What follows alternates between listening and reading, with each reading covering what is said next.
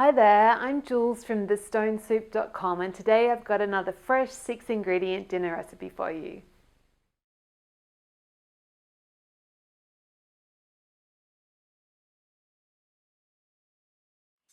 Great, so for lime and coconut chicken, I've got chicken thigh fillets and then just a lime sliced up in my slow cooker. Getting on a can of coconut milk, and then you want half a teaspoon of salt and then lid on. And we're cooking it on low for about 8 to 10 hours. So when it's time to serve, I'm just going to get some frozen broccoli in.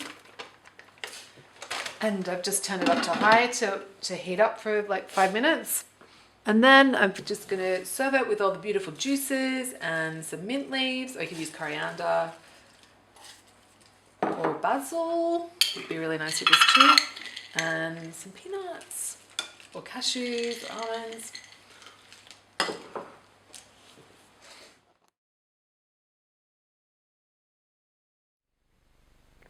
So if you enjoyed this recipe, come on over to my blog. It's thestonesoup.com and you can download a free ebook filled with simple recipes just like this one.